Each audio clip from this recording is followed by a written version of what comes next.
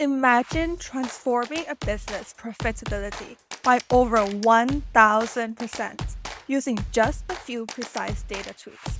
Hard to believe? Today, you'll see exactly how analytics changed everything. It led to massive boost in profitability. So millions dollars, in fact.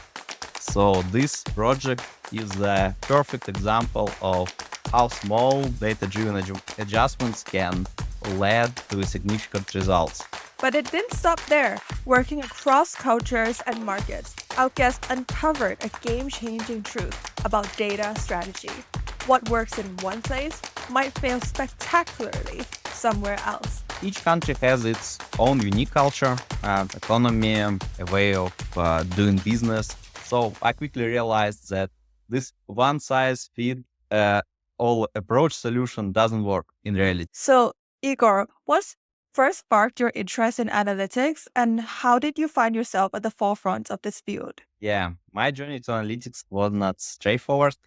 I started as a software engineer because I love programming and this algorithm stuff, but I soon realized that it was not fulfilling for me. Mhm. I was coding for long hours without seeing of how my work impacted the business, and I knew I needed even more. I then moved into marketing role, which brought me closer to this business impact and talking more to the people. But I missed the technical side. Marketing back then was not as a data driven as it is it today.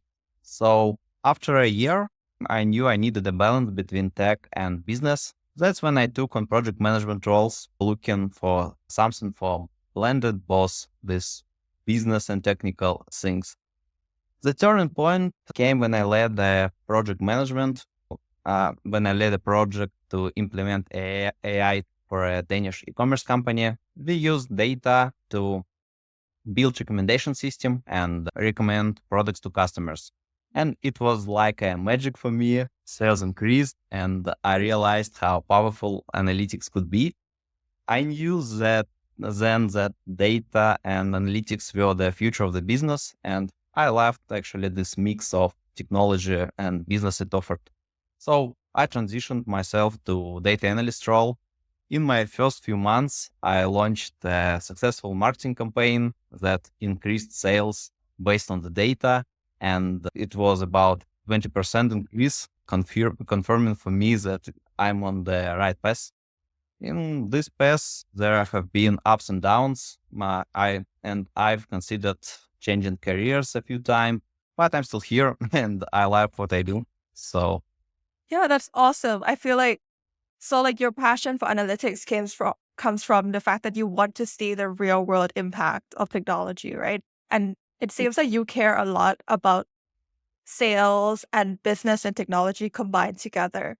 So, what would you say is like the main thing that you could do in order to increase sales? yeah, it's just a connection between this technology and business. It's Hmm. like a bridge where you can use some technologies for automation, making some decisions and improve your processes. And as a result, of course, you try to increase some business metrics and ideally sales. So, you've worked with companies in 9 different countries. How did these diverse experiences shape your approach to analytics and business strategy? Yeah, working with 9 different countries has profoundly shaped my approach to analytics and business strategy. Each country has its own unique culture, economy, a way of doing business. So I quickly realized that this one size fit uh, all approach solution doesn't work in reality. The biggest lesson I've learned is importance of context and what works in another country and culture might not work in another. For example, in some markets, mobile data is a king, while in others, traditional media is still dominates. Maybe one story I often share when I teaching or speaking at universities is about a company that launched a taxi app in Israel. After launching, they were shocked to find that average rating of the rides was about a 1 star of out of 5. Then then they were ready to launch a full investigation, but to understand what was the issue about. But the issue turned out to be very simple. The app was designed with a left to right interface, but Hebrew is right to left. People read right to left, and the passengers, through they were given these ratings, thought that it was high, but the app interpreted it as a low. A simple tweak to the interface fixed the issue, and the ratings just jump back up. So this experience and stories like this reinforce the idea that for me that context is everything, even with the best analytics tools. If you don't consider local context like language, cultural differences, etc., you can misinterpret the data entirely and make just wrong decisions. So working internationally has also taught me the power of cross-cultural collaboration. Each team brings unique perspectives, which has helped us develop more well-rounded strategies. It's also made more aware of the hardness in communication and leadership when working with different cultures. So crucial for implementing strategies on a global scale. Overall, working with these 9 countries has sharpened my analytic skills and also communication skills and made me just more adaptable and globally minded. It's been a journey of learning to blend local insights with global best practices to create strategies that truly resonates in the end. Yeah, definitely. I think language barrier is quite a really important point. So how many languages do you speak? Actually, two. I have my native Russian language, Uh-huh. and my main language for work is English now. Yeah, that's it. Awesome. Yeah. So it would be like you'll be using tools like Google Translate to make sure that you're getting a good understanding of these cultures as well. Yeah, sometimes these tools could really help, but now I'm more using not just Google Translate, Yeah. but tools like Grammarly, who can enrich your vocabulary and make text more fit to the local culture. But even better, you can use new LLMs and Gen AI tools like ChatGPT. You can just ask, please, repack my message to make it fit for some specific culture, and it works really well. Yeah, that's great. So can you share a specific project where you drove 1000% boost in profitability? What were the key factors that led to such a transformative result? Yeah, I share one little project, but stands out. It involves a client who launched a quite successful social network in Asia. They were doing well, had strong metrics, and being already profitable, but their request was to identify the areas of growth for their business. During my audit of their metrics and the product analytics, I noticed something odd. While they had this impressive traffic and solid conversion rate, a large number of paid customers were requesting money refunds just hours after subscribing to their product. That was a red flag, sent me to during investigation. So digging deeper, I discovered just simple issue. Customers had false expectations based on their onboarding funnel, onboarding process, and when the product didn't match what they expected, they quickly became frustrated and asked for refunds. So to fix this, I recommend a few simple changes on the onboarding process to better align customer expectations with actual products. Just some a little redesign and changing in texts. So the goal was to reduce this frustration, and it led to this frustration that led to refunds. So the analysis took just few days, I'd say, but the results were transformative. By addressing these onboarding issues, company saw a huge drop in these money refunds, and it led to massive boost in profitability. So millions dollars, in fact. So this project is a perfect example of how small data-driven adjustments can lead to significant results. So it wasn't about major overhaul, but fine-tuning the process to better meet customer needs. In this case, those changes led to boost in profitability, showing just how powerful analytics could be. Definitely. I think that's a really fascinating example because I feel like sometimes you might think it's like a feature issue, but actually it could just be a copywriting issue, right? Because if you're not fitting with the customer expectation, that's a really big thing. And yeah, and you fixing that through data is really awesome. Yeah, 5%. A lot of people think that analytics and data is about difficult things, Mhm. but most of the time, just few little fixes made the real differences. Especially when you start to working on some product and looking at the first data, you can fix just little things, but achieve great results in terms of the metrics growth. Definitely. So many non-tech founders struggle with implementing analytics. What advice do you have for them to leverage data in their business decisions? Yeah, that's true. For non-tech founders, implementing analytics can be overwhelming, but I believe that it doesn't have to be. My first piece of advice that is to start as simple as possible. You don't need to dive into complex algorithms right away. Begin with just basics. Track key metrics that are most relevant to your business. If you start an e-commerce site, for example, track conversion rates, traffic, customer acquisition costs, and lifetime value. It will be enough. The goal is on this stage is just to get comfortable with the data that directly impacts your bottom line. As a founder, you know what's important for your business for now most of the time. So just outline those priorities and give it to data experts. They will help you to develop them further. Next, invest in the right tools. There are plenty of user-friendly analytics platforms. Then actually don't need technical background for you to use them. Start with this, and as your business grows, you can explore more advanced options. So your technical stack and your infrastructure will grow with your business. It's okay to change everything with the several years. Then focus on actionable insights. It's easy to get lost in the data. So always ask yourself and your analyst, what can I do with this information, with this data? What decision can I make based on this? For example, if your website traffic is high but conversion is low, that's a signal to revisit your user experience or sales funnel. Data should drive decisions, not just sit in your reports. And don't be afraid to lean on experts.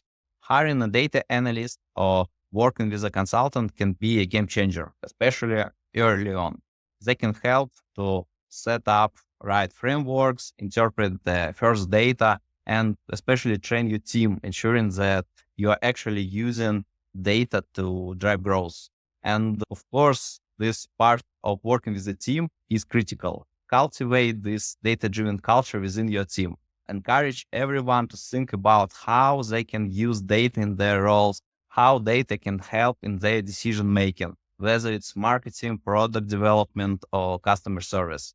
When the whole team values data, it's much easier to integrate analytics into decision making. In short, start simple, use the right tools, focus on actionable insights, and don't hesitate to bring in expert help. And of course, involve your team to foster a data driven mindset across them. So these steps will help you leverage data efficiently, even without a tech background. Yeah, that's very good advice. So always like measuring data since the beginning, right? Making sure that we're like getting those numbers in and not just making decisions like blindly. And yeah, also I wonder if there was one thing that you could advise founders who are listening right now to think about, just one type of data that they should be looking at to make sure that they're not making like early mistakes. If we're talking about the one advice I can give to founders, I'd say hire the right person. Hire at least one strong analyst to your team, and it will be the game changer for your business in the end of the days. But if we're talking about the data, I don't think that there is a universe solution for any industry on what data you should look at. There are a lot of frameworks in the internet, for example, what set of the metrics you can use for a tech startup on the early stage. But I actually recommend, ideally, build your own framework based on your understanding of the business and on your understanding of the market. From my experience, of course, frameworks can work on the early stages, but the best analytics built in the companies and in the teams who prefers to build their own stuff. Yeah, I like that. So like custom framework to get started. Yeah. So in your consulting work, what are some of the most common challenges companies face in optimizing their operations? And how do you help them overcome these hurdles? Yeah, in my consulting work, I often see companies facing a just few common challenges when it comes to optimizing operations, but all of this can actually be overcome with the right approach. For example, one major hurdle is a lack of clarity around processes. Companies that have grown rapidly often end up with messy, outdated, or undocumented processes, leading to a lot of inefficiencies inside. My first step solving this is to map out these processes with as much detail as possible, identify these bottlenecks and redundancies, and then work with a team to simplify and automate where possible. So this ensures everyone knows their role and the responsibilities, leading to smooth operations. Another challenge is data silos. Different departments often use their own systems and don't communicate with each other. It results in fragmented view of the business. Usually, I help companies integrate their data sources, creating something like unified system where information flows freely. And this not only improves decision making, but it also improves this collaboration across the organization when different departments work together to create these unified systems and find the synergy between them. And maybe the major challenge I face every time, this is resistant to change. It's also significant to any company I met before, even when it's clear where processes need optimization. Current employees may resist moving away from the status quo. I address this by focusing on change management, clearly communicating the benefits, involving stakeholders early, and providing training and support to help everyone adopt. It's crucial to show this transparency and show how these changes will make their work easier and more efficient in the long run. Lastly, companies often struggle with aligning their operations with this overall strategy. It's easy to get lost in this day-to-day tasks and lose sight for the bigger picture. I help companies to realize how their operations support or handle their strategic goals and make adjustments to align every process, tool, and resource with company long-term objectives. In summary, the most common challenge is this unclear processes, data silos, change management, and resistance to change, and misalignments with the strategies. By addressing this through process mapping, data integration, change management, and strategic alignment, I usually help companies optimize their operations and stem themselves for long-term run and long-term success. Yeah, I definitely agree with all of the points, especially strategic alignment. I feel like even if it's in your personal life, the things you do, it needs to match to a certain goal, right? So if you're just doing random tasks, because there are a lot of random tasks that you can accomplish in a day. And I feel like having that link to a goal really helps. Yeah, 100%. I'd say that the main the main part of seniority in anything professional or personal life is your understanding not about what you should do, but what you should not do. Actually, what is not involved into your plan and what doesn't help to achieve your goals and your strategy. That's maybe the main piece how I can split senior analyst with junior analyst or associate analyst. That the junior guy can be energetic, do a lot of stuff, uh, but senior one just making maybe 5% of what actually social analysts do. but all of this stuff is much more impactful and contributes to the goals, contributes to the sales, and it's just about prioritization. And of course, it works in not only in professional life, but in your personal life also. Definitely. So aim to say no more often and focus on impactful work. Yep. So let's talk about your personal journey. Were there any significant challenges or low points in your career that you had to overcome? How did these experiences shape you? Yeah, good question. When I started in analytics about 12 years ago, it was a completely different landscape on the market. Data analytics was not so mainstream, and there were just a few resources and best practices available in the internet. So I had to figure out everything on my own, essentially becoming a trailblazer sometimes in a field that was still emergent. So without convenient tools we have today, I often had to create workarounds or develop my own solution just to get the job done. So looking back, I'm grateful for this experience. It forced me to develop deep understanding of the technical sides and actually understand how things actually work. And it gives me an ability to build something from scratch, from the ground up. This hands-on experience still benefits me today. I can easily jump to the technical side of challenges with confidence because I've been there from the start. So it improves my leadership for the team because I can be a good role model for them. Another significant challenge was that early on, companies didn't understand the value of analytics and data. It was tough to sell any new ideas, secure promotions, grow my team, or increase my budgets year over year. I had to learn to how to communicate complex analytics concepts in a way that resonates with the business leaders. So this taught me to focus on the business impact of my work and how to advocate the value of analytics. That's why I'm talking about sales too much. These challenges intensified when I moved into management roles. It wasn't just about the work anymore. It was about leading teams, driving the strategy, and promoting data-driven decision-making environments that didn't always appreciate its value. The silver lining over the year, I've seen a huge shift in the market.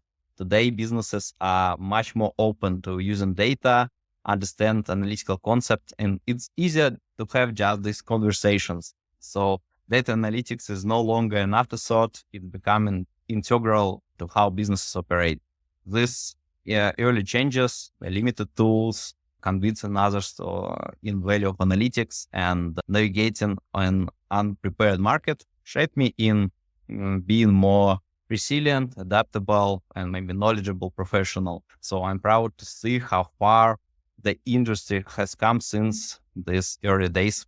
So we have seen this big shift in the mindset or business mindset to data-driven one in these 12 years.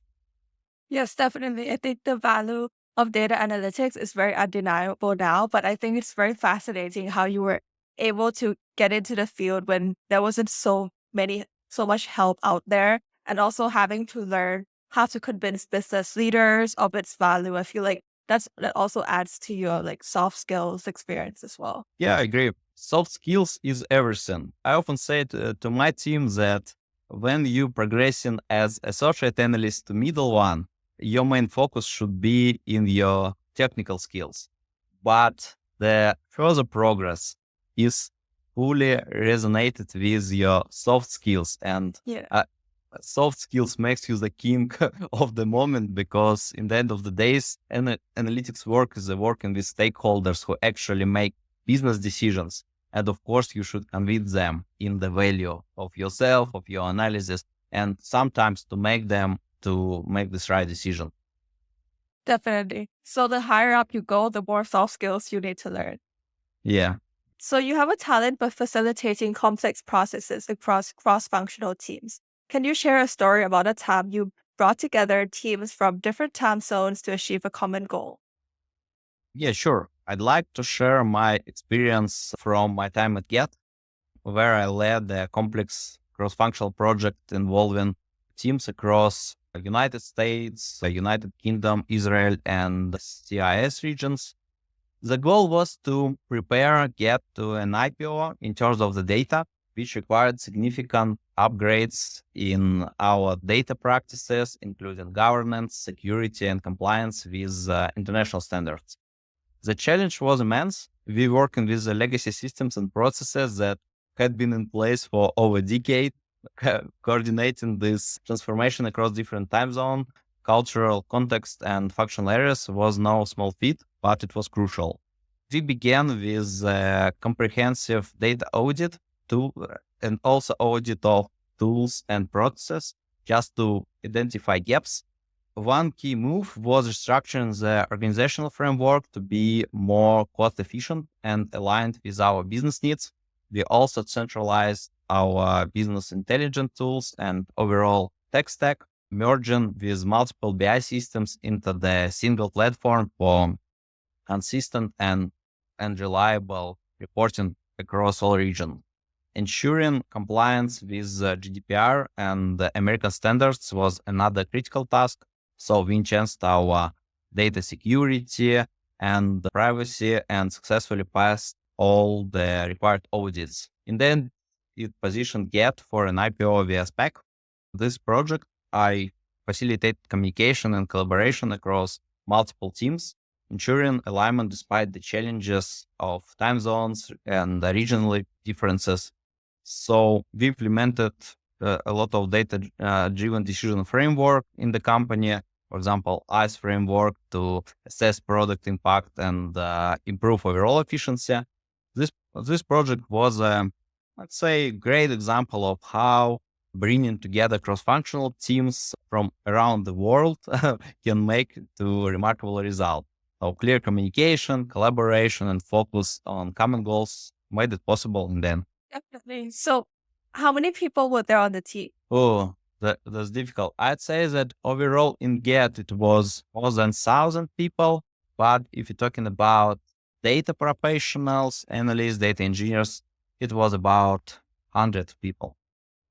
Wow. So they're not all at the same meeting at the same time, right? So it's like smaller meetings, right?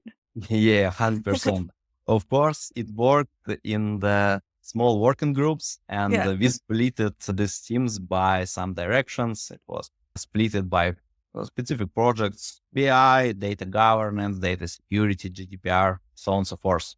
And we involve specific people, sometimes from one person from each team to be involved and to give context, this regional context or cultural context, or just one team who is responsible for a specific part of this organizational framework. So outside of your professional life, you have diverse interests like skiing, martial arts, and cyber sport. How do these hobbies influence your work and help you maintain your work-life balance? I think my hobbies are incredibly valuable for generally maintaining work-life balance, but also positively influencing my professional life. For example, skiing is all about focus and adapting to changing conditions. On the slopes, you have to be fully present, making split second decisions, much like in analytics, where quick data analysis and strategy shifts are often required. So skiing helped me be clear in mind, improve focus, and return to work with fresh energy. Martial arts, it taught my discipline, resilience, and the importance of continuous learning. Whether refining techniques or tackling new challenges, the mindset of discipline and improvement directly translate to my approach at work. I tackle problems methodically and constantly seek ways to how to learn and grow personally and in terms of my team. Cybersport or competitive gaming offer mental exercise in strategic thinking. Like you need to have quick reflexes and work in a team, and all of them are essential in the business. But gaming as a hobby helps me to manage stress, think a little ahead, and collaborate effectively, even under the pressure when you need to make decisions fast. Plus, it's just a fun way to unwind while keeping my mind sharp. So these hobbies also play big role in maintaining my balance generally in the life. They allow me to step away from work, just recharge and come back with renewed creativity. Each provide a different outlet where it's adrenaline and skiing, the discipline in martial arts or the strategy in gaming, and its variety keep me balanced and fulfilled. So in short, this interests aren't just hobbies; they're integral to how I approach to work and life. So help me to stay grounded and enjoy well-rounded, balanced life. Awesome. So, how often do you pursue these hobbies per week? Oh, actually, it depends on my workload. Yeah. Of course, skiing is a seasonal sport, and there is a season that limited with winter. So ideally, it's 2 weeks per year. In terms of martial arts and cyber sport, I try to make it at least twice per week for 2 hours. But of course, it depends on the current workload. And sometimes it's not regular, unfortunately. So, what kind of martial arts are you talking about? I tried several, but currently it's army, how to say it? Army hand-to-hand combat. Ah, It's including all the parts with fighting in parter, etc. It's maybe closer to MMA, which you can see on the TV. great. Awesome. So, looking back, what are you most proud of in your career? Are there any personal achievements or milestones that stand out for you? Yeah, actually, I mentioned it a little before, but looking back, I'm proud of several achievements, both in personal and professional in my career. First, I'm proud of overcoming these challenges I faced early on. I started in a field that was still emerging with limited technology and limited understanding of what analytics is actually. I work hard to bridge those gaps, starting from the ground up and eventually ground up into the top management roles in the companies, leading actually large teams. The journey wasn't easy, but seeing the impact of my work makes it all worth it. I'm also proud of the diversity of my experience working in different countries with different industries and from large corporations to animal startups. It's broadened my perspective and equipped me with a unique skill set. Founding my own agency was a significant milestone, allowing me to share this experience with a wider range of companies and help them to achieve their goals through data analytics. Another highlight is a tangible impact I've made. There is a deep satisfaction is being able to say, that's my achievement. When I see a company success, whether it's boosting revenue or overcoming some complex challenges, I believe that not many analytical leaders can directly influence a company bottom line in such measurable way. So I'm proud to be just one of them. And finally, I'm proud that my work contributes to something bigger. I'm helping companies make smarter, data-driven decisions, and I believe I'm making positive impact, whether it's driving innovation, improving efficiency, and or helping business to serve their customers better. In the end, it's these achievements overcoming challenges, gaining this diverse experience, driving real results, and making positive impact that stand out the most when I reflect my career. And yes, of course, I'm proud of it. It makes me happy. That's awesome. So, for you, it's all about positive impact and seeing that results in company successes. Yeah, 100%. That was the reason why I shifted my career from engineering in the start, because I haven't felt this impact. When you just sitting in front of your monitor and doing something, but you don't understand what impact you make in the Yeah. end. For me, it was really frustrating. So, as someone deeply embedded in the world of analytics, where do you see the future of data and technology heading, especially for startups and non tech founders? I think that the future of data and technology is actually incredibly exciting, particularly for startups and non-tech founders. We are on the point where data is becoming more accessible for everyone, more powerful and essential for every aspect of the business. And this trend will only accelerate, especially with the rise of AI.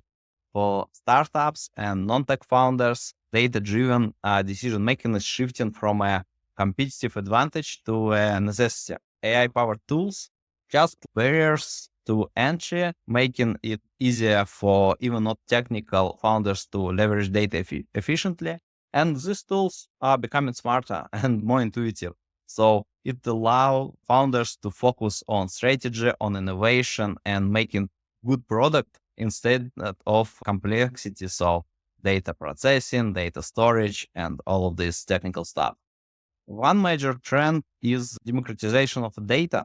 As the tools become more user-friendly, non-technical teams will be able to harness data without relying heavily on specialized roles. This shift empowers smaller companies to move a little faster, pivot more effectively, and compete with larger players. What is, I think, most important that it makes market more diverse in the end.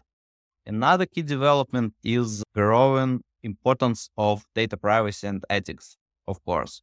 As data becomes central to business strategies, companies will need to navigate the complex landscape of regulations and, of course, customer expectations. Startups that prioritize this transparency and robust data protection from the start will not only avoid all the pitfalls and potential risks, but also build a brand, and it will be the brand that users trust in the end. And finally, I see even more integration of data to all business functions. We are moving toward a world where data isn't siloed, but seamlessly integrated into every part of the business. So this holistic approach will enable startups to better understand their customers, optimize their operations, and innovate more efficiently. So in summary, the future of data and technology holds immense promise for startups and non-tech founders by embracing AI-powered tools, focusing on ethical practices, and building a data-driven culture. So they'll be well positioned to drive growth, innovation, and long-term success. But I mean, all of this data will play more crucial role for every company in the near future and more and more. Yes.